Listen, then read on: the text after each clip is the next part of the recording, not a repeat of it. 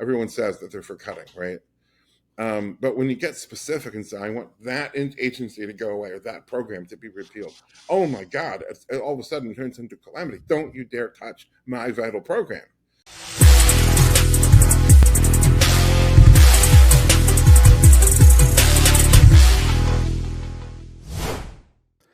Welcome back to Metals and Miners. I'm its founder and its host, Gary Bohm. Today, we have an exciting discussion lined up. We're fortunate to have with us Keith Weiner. Keith is a PhD, an economist, founder, and CEO of Monetary Metals, an investment firm that pays interest on gold. He's a leading authority in the areas of gold, money, and credit. He's a founder of a software company called Diamondware, which sold to Nortel back in 2008. And Keith currently serves as president of the Gold Standard Institute USA. Keith, thank you so much for joining us today. Thanks for having me, Gary. Good to be here. Yeah, I appreciate it. All right, well, let's begin with a look back on 2024 from an economic and market perspective. What surprised and shocked you? What fell right in line with expectations? And what are you expecting moving into 2025? Well, that's a compound question. So 2024, I guess I would say I'm a little bit surprised that interest rate has held up as high as it has, as long as it has, because I don't see demand for credit at these rates. I don't think any business borrower can afford it. When you look at TV, they never went away, but there seems to be a renewed pushing of 0% interest for really long terms, like 72 months for cars. And, which is a subsidy the manufacturer has to give in order to incentivize people to buy the car, which tells you how strong demand is for cars. But the point I'm trying to make is that the demand for this credit doesn't exist except at 0%. And, if the car manufacturer would say, we'll give you all the loans we want to buy our cars at the market rate of 7%, obviously there wouldn't be any demand for it. So that kind of surprised me. Right in line is the price of metals. So at the beginning of every year, usually around the end of January, I write it's a whole company effort now, but I write a big chunk of it, the gold and silver market outlook report. And it takes us about a month with all the graphics production and everything else before the report actually goes out. So I kind of stick my neck out a little bit. I make some predictions that by the time the report actually comes out, have either already come true, in which case people are like, "Oh, this idiot, he's just saying what already happened." Didn't stick his neck out very much, or things go in the opposite direction, and an idiot the other way. So last year, January, I said I think the price of gold and silver, especially gold, much more ambivalent about silver, going to rise, and I think I called for 20. I said it could possibly hit 2,300 this year, and we're just in this bull market. And sure enough, by the time the thing came out, the price was 22.50 or something like that, and and the price continued to be strong, all year except for the last 1 month and a half or something like that. And I'd say, yeah, I called that, and I'm on the tape with a time-stamped prediction for that. 2025, I think the economy seems wobbly. Here in Phoenix, this is high season, for us. This is the time of year when it's just beautiful. It's golf weather, short sleeve shirt weather. It's going to be 70 degrees Fahrenheit during the day. What is that, 22 centigrade or something like that? And at night it's getting to be 45 degrees Fahrenheit. So what is that, centigrade? I don't know, 7 degrees or so. It's beautiful. This is the time when everybody comes and the grandkids visit the grandparents, and all the snowbirds are here. And, the restaurants just don't seem to be filling all the tables, even on a Friday night or a Saturday night. And I contrast that with what totally blew me away. There was so much pent-up demand after COVID, after the lockdowns kind of largely ended, and so much stimulus where they said, okay, you don't have to pay your mortgage or your rent, and you can't be evicted, there can't be any foreclosures, you don't have to pay your student loans. There was so much of this stuff going on, and stimmy checks that even in the summer, and this place is dead in the summer, it empties out for some odd reason. Nobody wants to be here when it's 120 degrees Fahrenheit. I can't understand why, but very strange. It's just totally bizarre. But anyways, it empties out in the summer, and that summer you couldn't get into a restaurant without a reservation at least a day or two in advance, even in a weekday. And it's 115, 120 degrees outside. And it just seems like something's flipped. And at these interest rates, there's just so many incipient crises. Residential mortgages, commercial mortgages, oh my God, so much other business credit. Everyone says the U.S. government can't afford the interest. The U.S. government is the last debtor who's going to default. They're literally the least marginal entity on earth that will have a problem servicing their debt. It's everyone else who's having it first. And I think that's coming, to head. And we'll see. It's very hard to predict the timing of these things, but I think that's seems likely to be coming in 2025. So we're going to touch on a number of the topics that you just brought up. But Keith, let's start with interest payments on the federal debt load. It's jumped from $225 billion back in 2020 to $1 trillion here in 2024. And based on the current debt path and interest rates and deficit run rate, it's projected to jump to $1.5 trillion here this year in 2025 and $2.1 trillion in 2026. Based on the budget, just everything going on, how sustainable is this? What's the impact to the economy and the markets if this does occur? And do you think it's more likely that the Fed is going to take some of the pressure off of this by lowering rates much further, despite the rhetoric that they're definitely not going to do that? I think there's a million and one forces pushing interest rates down that the Fed will be forced to respond to. Not least of which is to give Uncle Sam relief. But again, it's all the other debtors that will default first. The U.S. government can, just issue more. And, almost nobody else is in that position, right? The perversity of the whole thing is that everybody calls the U.S. dollar money. I differ even from the free market economists largely don't call gold money and call the dollar money. And I insist that the dollar is a thin slice of the government's debt. It's a credit instrument. It's the government's debt essentially parceled out in a convenient bite-sized form. And which means that the demand for the government's debt paper is unlimited. This is so perverse. This is so horrible in so many ways. No, it's not sustainable, but it will sustain longer than most people think. It's sustained so far for many decades. And just because, we can all, diagnose this and play John Madden and draw the X's and O's, this is going to go this way, this is going to go that way. Just because we've all discovered this doesn't mean that any of this happens by tomorrow morning. It doesn't. It just goes on and on, and things get worse and worse and worse. Right? The economy becomes more. I just wrote a book review, which isn't out yet, so I'm not going to tip my hand. But the book used the term. I was talking about debt bubbles. It used the term faded market economy, faded-market economy. I love that term because it just creates a sort of sense of twilight and not doom and gloom, but just in the sense of this melancholy. Things are being lost irretrievably, irreparably. Young people today just are subject to so many malevolent forces. Mm-hmm. They can't save for retirement, and there's all these problems, and no, it isn't sustainable. But how long does it take before it blows up, and what does it look like when it blows up?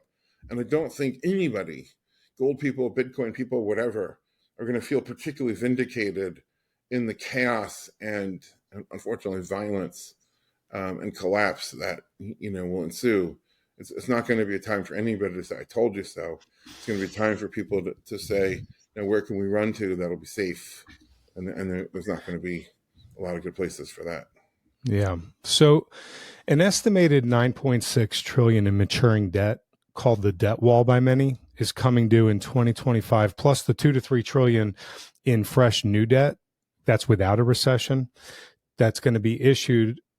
At the same time, there's a reduced appetite for U.S. long-term debt. China and Japan and others, they're net sellers and they're reducing their treasury holdings. Won't new buyers don't they have to demand much higher interest rates to buy this huge amount of debt? And isn't that both inflationary and economically punitive? So the point that I try to make, and some people when they get it, it's like, oh my God, that's profound, and other people just don't get it. But I'm going to try to articulate it here. There is no way, if you're going to hold a money balance, there is no way not to be a buyer of that treasury debt. It's not a choice. If you look at any price of any other thing in the economic universe, you go into the grocery store and for some reason they want to charge like $500 a pound for steak. You cannot be a buyer of steak quite easily. You just keep your money in your pocket and walk out. But in the case of the treasury bond, there is no way to hold the money balance and not be a buyer of that treasury bond. That was the real meaning, nature, and consequences of what FDR did in 1933. You are an owner of treasury bonds, whether you wish it or not, whether you know it or not. You don't have a choice about it. You have been disenfranchised by the nature of the monetary system. So suppose you say, okay, no, I don't have to buy a treasury bond. I'm just going to hold cash. First question, what do you mean by cash? Do you mean paper notes? Those paper notes, right on them, say Federal Reserve note. Note is a word for credit. So you have extended credit to the Federal Reserve. What do you think the Federal Reserve is doing? That's their liability. And they use that liability to fund their asset. What do you think their asset is? Treasury bonds. Or maybe by cash, you mean I'll put $100,000 in the bank. What do you think? So your $100,000 is the bank's liability. What do you think they're buying as the asset? Treasury bonds, by regulation and by business model. Now, if you're a larger entity, suppose you're a foreign government, to own cash means to own treasury bonds. They are one and the same. So it's possible, mechanically, for the US dollar to sell off against other currencies. If the dollar index was just relentlessly falling, there might be some justification to say, look, all the foreign countries are dumping their dollars/treasuries. But they don't have it's not mechanically possible for them to dump their treasuries and yet hold their dollars. Now, the dollar is obviously very, very, very firmly bid against Japanese yen and against Chinese yuan, against Russian rubles. So I would say when somebody's buying or selling something, you have to say, is it happening at the bid or is it happening at the offer? Who is motivated, the buyer or the seller? These other governments, particularly Japan and China right now, are desperately trying to defend their currencies from collapse. So they are selling dollar/treasuries. They're one and the same. They're not selling treasuries off against the dollar. We're not going to have a dollar that holds steady with somehow the interest rates spiking. We're having both of those, you would think, falling against the yen and falling against the yuan, but they're not falling. It's those currencies that are falling.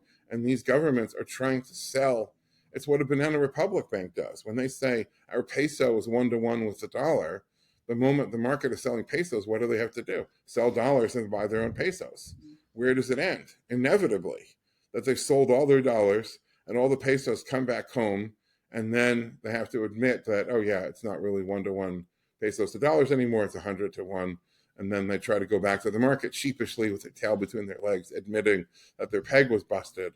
Well, if that happens to Japan and China, it's a much bigger deal than if it happens to some Banana Republic in Central America.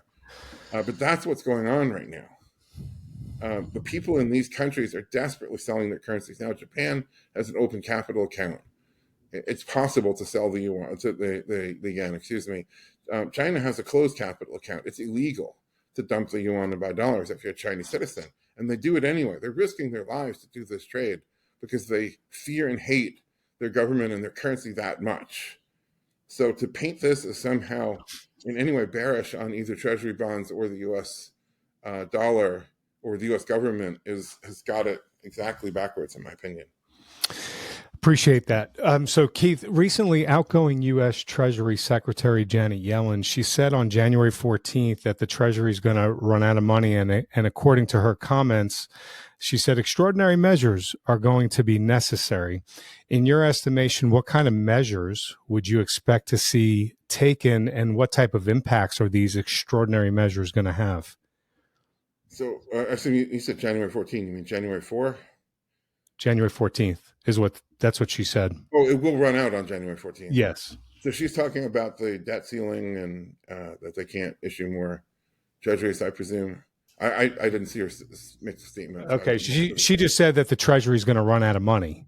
Yeah. So there's a debt ceiling debate going on right now, and it's political grandstanding, as happens the other 79 times that they've had a debt ceiling. It's just an opportunity for grandstanding. I mean, the debt necessarily must grow exponentially in an irredeemable currency. And since 1971, when they made the currency this way, or the final nail in it, the debt doubles about every 8 years, plus or minus a little bit. So, every once in a while, they set the limit and they move it up a little bit. And it's a joke because there is no way to stop it. But, each party can score points, and points at the other party and say, it's your fault, which is true. It's both of their faults. But wait, isn't Doge going to come in and cut up to $2 trillion? Okay. I don't want to get too political, but unfortunately, I think there's no political will. I mean, everyone says they're for cutting. And even the liberals say this. Everyone says, in theory, in general, in the abstract, in the intangible, everyone says that they're for cutting, right? But when you get specific and say, I want that agency to go away or that program to be repealed, oh my God, it all of a sudden turns into calamity. Don't you dare touch my vital program. So, $2 trillion. So the idea is we don't have to cut anything. We can just cut waste, just make the government a little more efficient. Now, okay, so the government has a bunch of office buildings, like every other corporation, every other major employer in the world has a bunch of office space they're not using. And in theory, okay, reduce the office space, let everybody come into work 2-3 days a week, let them share desks, hoteling. You can save some money there, but you're not going to save $2 trillion by cutting that and by cutting all the other, stupid instances of waste. It's going to add up to something that's less than a rounding error. But anyways, what the Treasury always does when there's a political impasse and they can't sell more Treasury bonds, and so they have a certain amount of cash left in the, I forget what they call it. The Treasury has a special account at the Fed. When they hit that TGA, yeah, the Treasury general account. Is that what it's called? I think so. I don't spend a huge amount of time immersed in it's okay. pomp and circumstance of the specifics of that sort of stuff. But anyways, when there's a political impasse and grandstanding going on like this, the Treasury then has a bunch of gimmicks and accounting measures and various ways of reaching into one account or another, borrowing from its left pocket to pay its right pocket and all this kind of stuff. And we've seen this any number of times over the last decade or so when this has come up, and that's what they mean by extraordinary measures. So you're expecting more of the same. I mean, that's how the game is played. That's what they do. Yeah. Okay. And I don't think it means anything economically either. And then what happens is the moment there's a resolution and they're allowed to increase the debt limit, which is what's going to have to be, then all of a sudden the next day people say, oh my God, the debt increased by $1 trillion in one day. Well, actually that was all that borrowing is now repaid the moment they're allowed to sell more Treasury bonds. Mm-hmm. Okay. So the Biden administration spending for 2025 is expected to exceed $2 trillion by the time Biden leaves Washington, D.C. on January 20th. This is over 30% of the annual budget in just 5% of the year. Wait, because the fiscal year starts October 1. Fiscal 2025 is October 1 through September 30. So that's October, November, December, and most of January. Okay, so we'll do it a little over a third of the fiscal year. Okay. Well, there was a report that I read that showed that the Biden administration is spending excessively in this time frame out of what they have in order to get ahead of that budget to put some strain on Trump on the administration when they come in. And so the report was saying that they would have to cut spending the rest of the year just to stay within the limits of the allocated budget based on the time that they have remaining. The situation would force Trump, the administration, to cut spending right off the bat and approximately by $500 billion quarter over quarter, or 25% from quarter 4 to quarter 1. That's what this particular report said. So based on that, would you be expecting a slowdown in GDP growth in the first few quarters of 2025 because of that? So I won't opine as to whether or not they're actually going to slow their spending. Obviously, if you have the presidency and both houses and you want to spend more, it's just a matter of a piece of paper and you spend whatever you want. So I won't opine on that. I've learned many years ago that my political predictions are no better than anybody else's. But there are certain things you can say from a monetary perspective, and one of which is that people think that GDP is a measure of the economy. Well, government spending adds directly, GDP is government spending plus a bunch of other things. So the more the government spends, the more it adds to GDP. And if you think that government spending is good, then GDP is properly defined.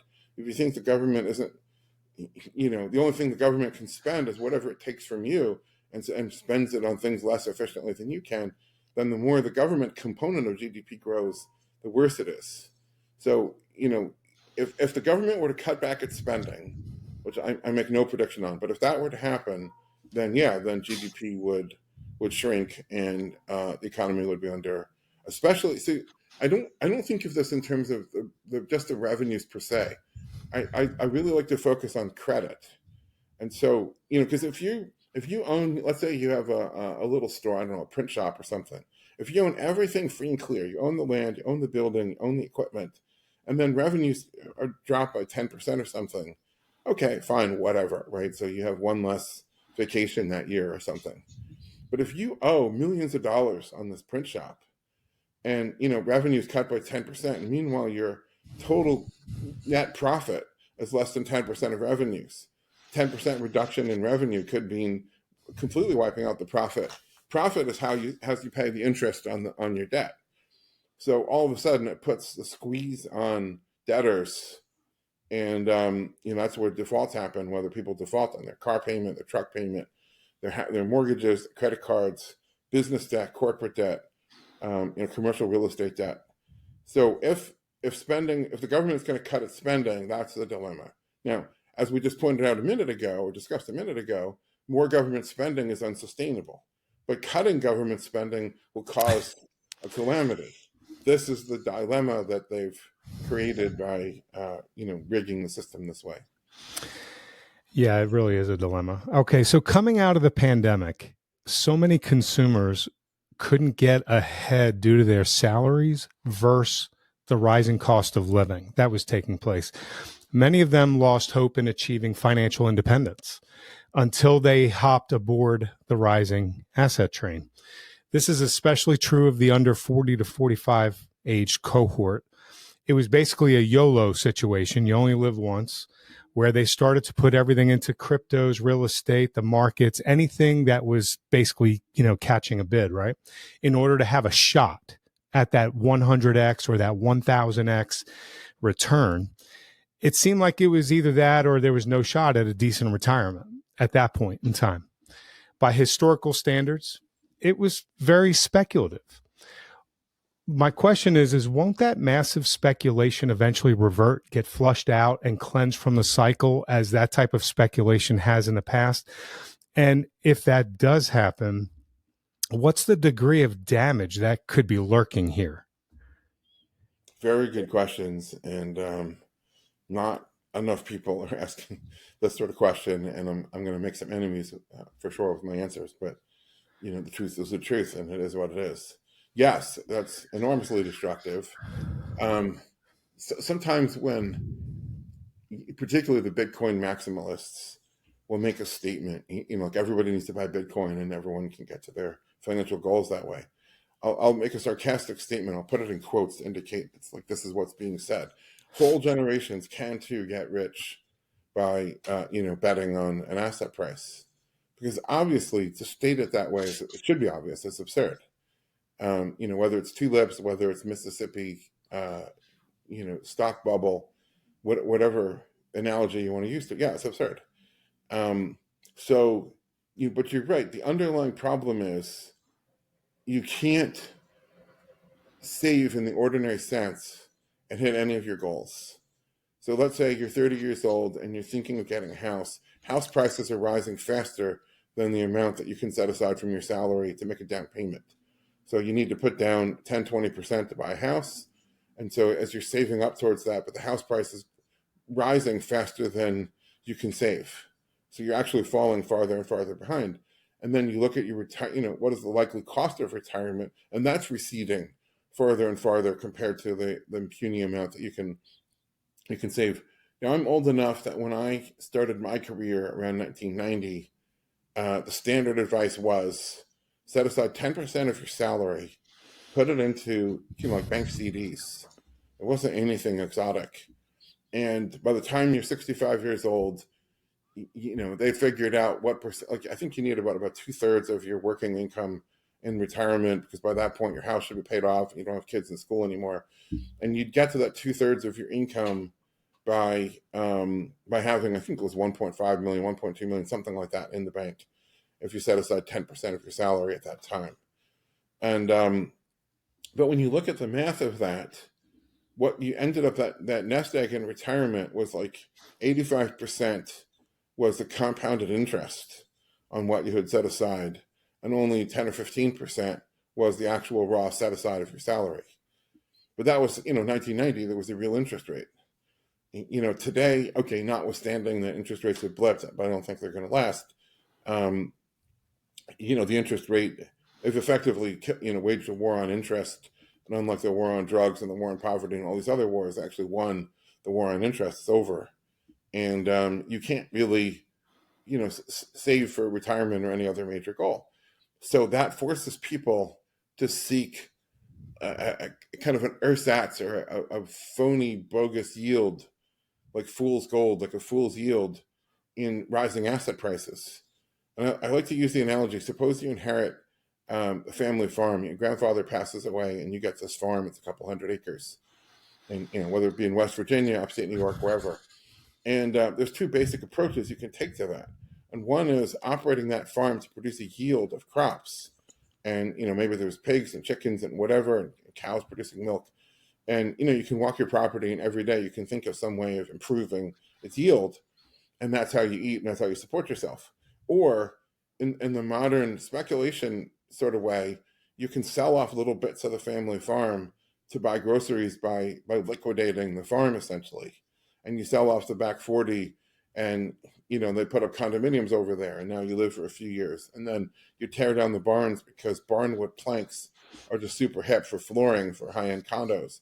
And ultimately you even sell off the tractor, and some artist makes some sort of art sculpture thing out of the tractor parts.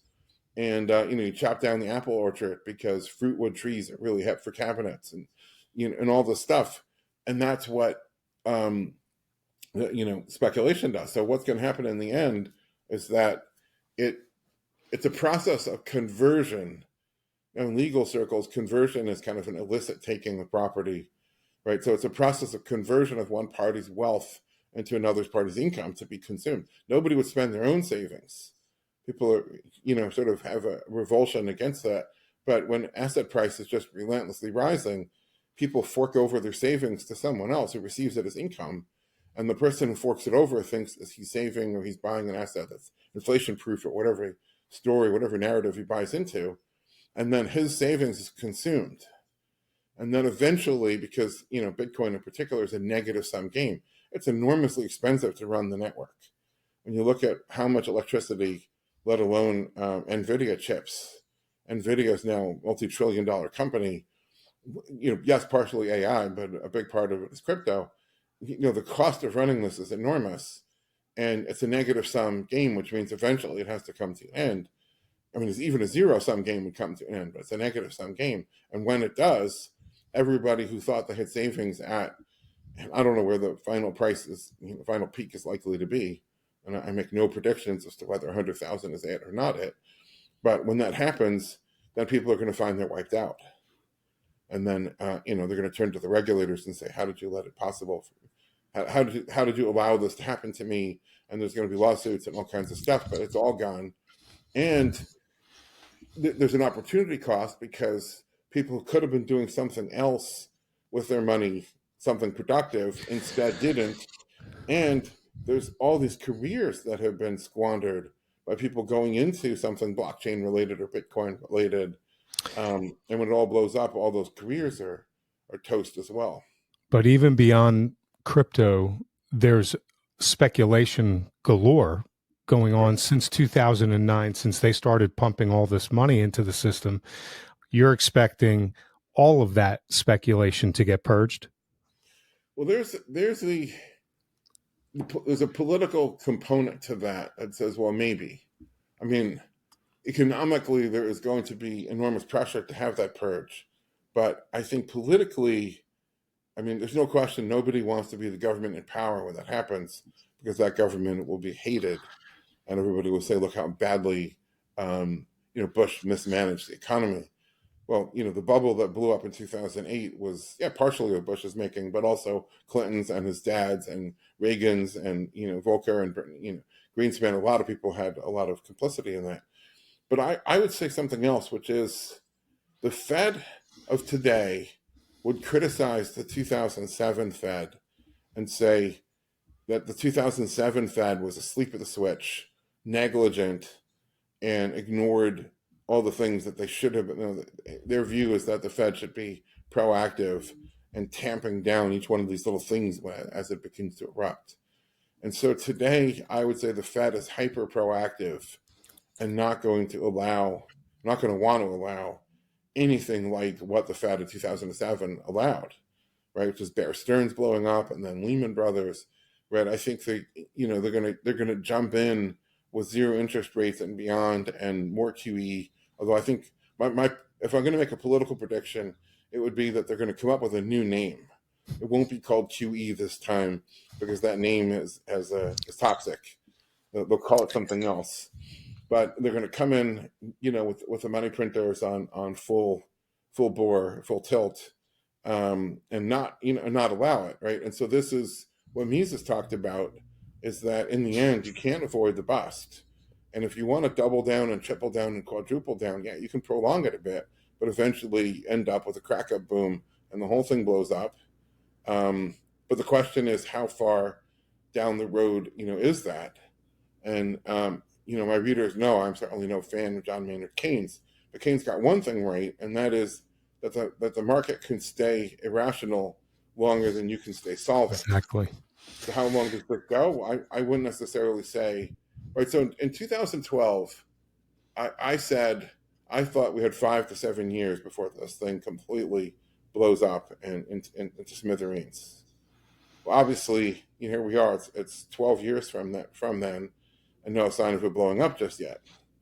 So, the timetable for this to happen, they have a lot of tricks up their sleeve.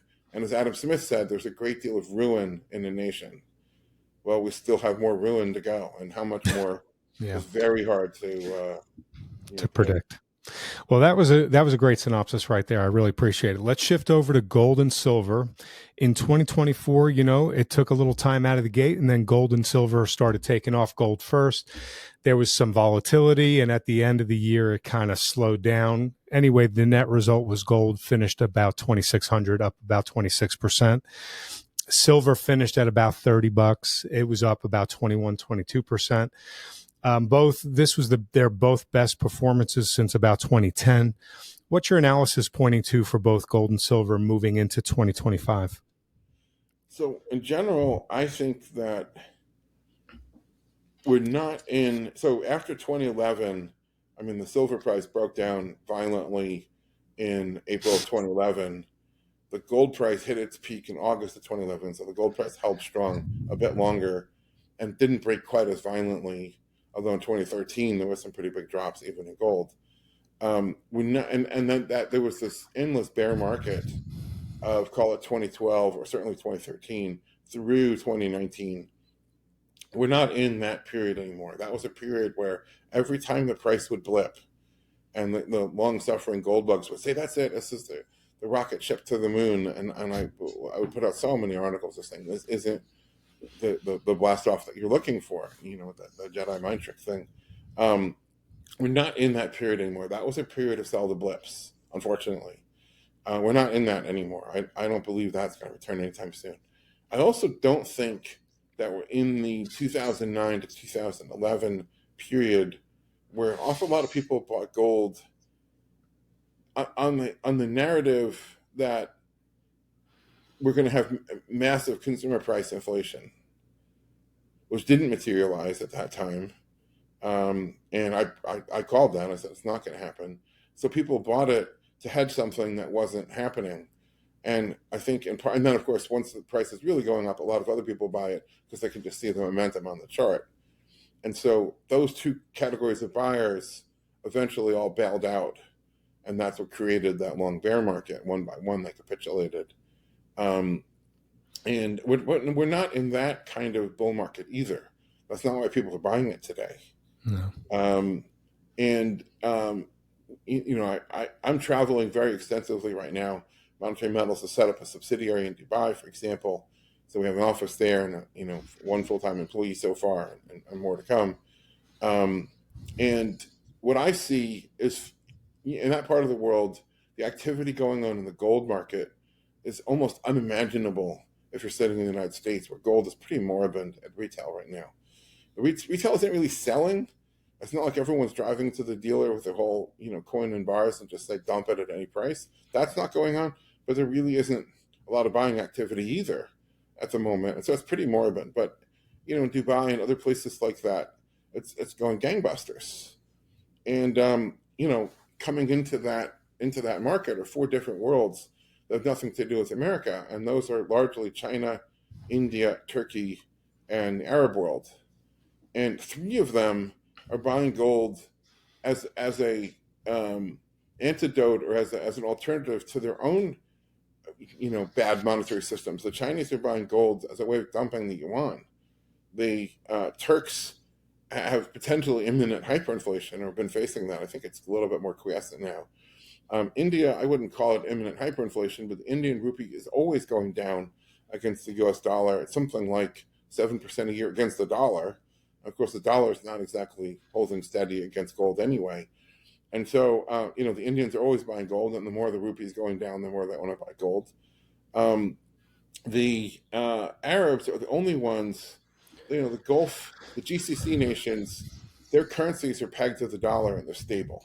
So unlike the banana republics of Latin America, nobody there has to really worry that you wake up in the morning and your currency's lost 50% or something. And they're buying gold. If there's anybody who's kind of an anti-dollar play, it's the Arabs who are buying gold, who are saying, I don't love the US dollar and I don't love US monetary policy. I'm going to buy gold as an antidote to that. So you have all of this going on. Now, there's a lot of rumors about Iran and the government buying gold. I don't know about that. There's a lot of rumors about the Saudi government buying gold. I tend to believe that just from other things I've seen.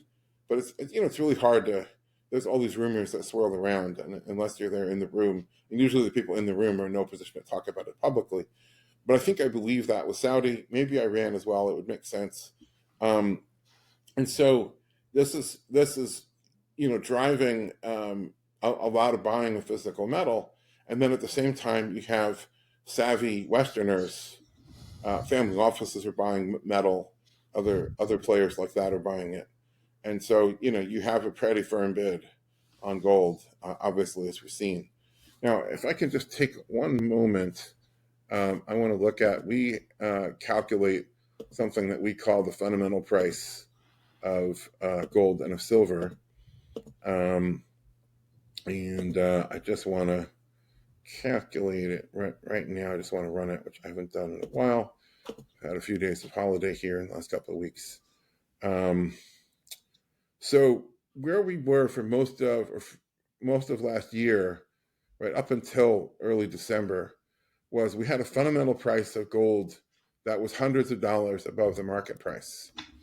And so what I mean by this is, or what I call the fundamental price, is it's a model that calculates or attempts to calculate what the price of metal would be, where it would clear if the speculators who can use leverage and therefore can have outsized positions, if the speculators were not in the market, where would metal be clearing? And so take the absolute number with a bit of a grain of salt. But if the If the fundamental price is significantly above market price, it's telling you there's a lot of buying pressure on metal. And if it's significantly below market, it's telling you that whatever bidding is in the market is coming in the futures, not in metal. And that's not a bullish sign.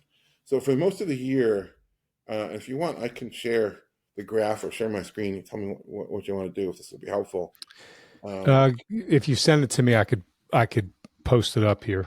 Okay, I'll email you the graphs. For most of the year, the fundamental price was hundreds of dollars above market. So to put this in perspective, before it really started coming down, December 4, we had a gold fundamental price of $2,984, right? And the market price on that same day was $2,650.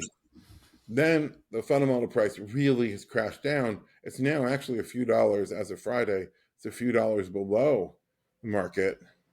Let's see here as of, wait a minute. As of the 2nd, but anyways, it's 26.24. So it's actually a few bucks below the market. So something has happened where there's just a lot less buying as of December. Now, unless this really holds and this becomes the new pattern, we'll see. I don't necessarily, this is where the market's at the moment, but I think the longer term macro picture is that people are going to continue to buy gold because the fiscal picture is so insane, because the monetary picture is so insane, that there isn't really, what's the alternative, right? Yeah. So you're bullish, it sounds like, for all those reasons on both gold and silver for 2025. Let me pull up silver. Silver's a bit of a different story. Because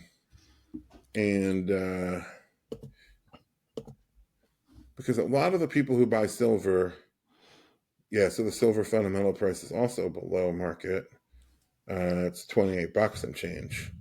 The people who buy silver, or the natural buyers of silver, are the wage earners. And wage earners are not in a strong position. Gold is a capital asset. It trades against real estate and stocks and 1955 Ferraris and trophy properties like penthouses in Central Park in New York and things like that. Silver is much more the working man's, who are the stackers, right? Skilled trades and those types of jobs.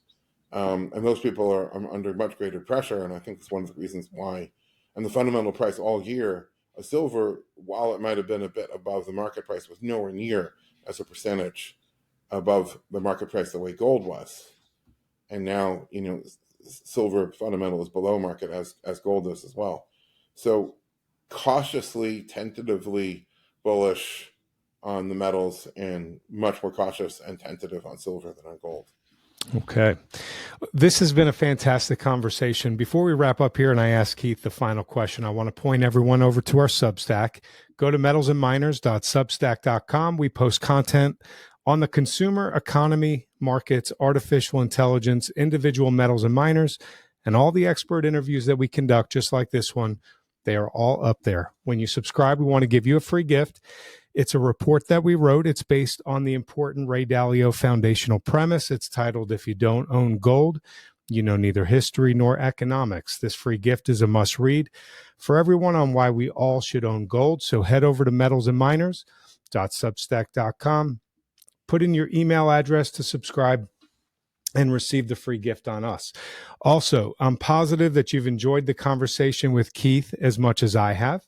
Please let him know, hit that like and subscribe button, and leave a comment below the video. All right, Keith, we're going to do something what I call the lightning round. I'm going to ask you to rank a few assets as a buy or sell by giving it a score of 1 to 100, with 100 being what I would consider extreme buy and 1 being extreme sell. And then just give one sentence as to why you take that position. Okay? Okay. All right. On a scale 1 to 100, is gold a buy or a sell, and why?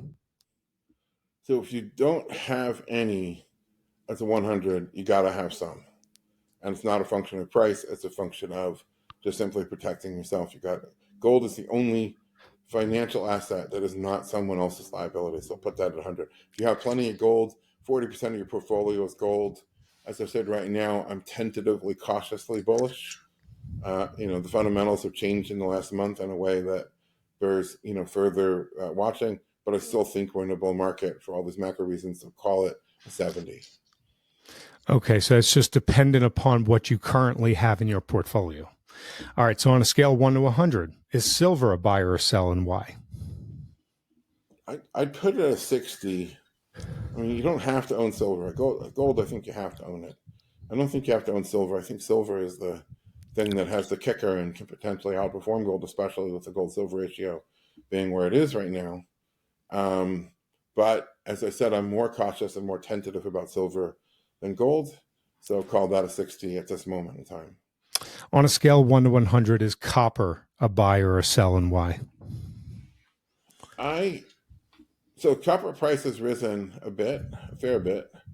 If we're really heading into more difficult economic times and kind of recession, then I tend to be bearish copper. I don't have a strong opinion, so I'll call it a 50, but I have a cautionary note about it. And 1 to 100, is uranium a buy or a sell, and why? I don't have any opinion on uranium. I don't know anything about it. Okay. Keith, thank you so much for coming on to Metals and Miners and for being so generous with your time and your analysis and your ideas. It's really been awesome to spend the time with you. Would you please summarize your views and that you've covered today, and let those know who are tuning in where they could learn more about your work and how they can connect with you? I think the only thing I can say to summarize my view, because we covered so much ground, is that I try to study monetary economics as a science. And so much of it is just about getting, you have to go out there and make the observation, and getting the observation right is so critical. And I think in so many ways, monetary economics today is kind of where medieval physics was before Galileo. They used to think that if you throw a rock, it would fly straight until it ran out of force and then drop. And you have to go out into a field and find some kid and say, hey, boy, throw the rock. And then you can see that it does this. It's an arc. And we just have to make the observation. And one of which I discussed today, you can't have a money balance and not be financing directly or indirectly treasuries. So this whole idea of like everyone's going to sell their treasuries, it's just mechanically, it's the equivalent of, well, I'm afraid that everyone's going to fly to New York at the same moment. And on the count of 3, they're going to jump and they're going to knock the Earth out of its orbit. Like, we're at that level of, this isn't physically possible here for so many reasons. And for one thing, obviously, all the airlines could never get everybody into, one place anyway. Be careful about your observations and very, very careful about your inferences, especially if you're making a long string of inferences. That's good. And how do we get in touch with you? How do we connect with you? So Monster Metals, as you said, we pay interest on gold and silver. We're open to taking accounts from everybody, unless you're connected to Putin or Iran or North Korea. It is monetary-metals.com. There's an S on that, and there's a dash in the middle. My Twitter is @RealKeithWeiner. That's KEI and WEI. There are imposters that like to misspell my name in order to try to fool people into following them. But and they steal my posts and my pictures and everything else too. So @RealKeithWeiner at monetarymetals.com. Fantastic. So I've been following you for several years, I believe. And everybody, if you haven't been following Keith, you need to go check out Monetary Metals. Check out Keith. He is a very important voice in this space, in this industry, that you need to be tuning into. Keith, I look forward to having you back on sometime soon. Thanks for being here with us. And everybody else, thanks for watching. Point everyone over to our Substack. Go to metalsandminers.substack.com. We post content on the consumer, economy, markets, artificial intelligence, individual metals and miners, and all the expert interviews that we conduct, just like this one. They are all up there. When you subscribe, we want to give you a free gift. It's a report that we wrote. It's based on the important Ray Dalio foundational premise. It's titled, If You Don't Own Gold, You Know Neither History Nor Economics. This free gift is a must read for everyone on why we all should own gold. So head over to Metals and Miners gary.bohm.substack.com. Put in your email address to subscribe and receive the free gift on us.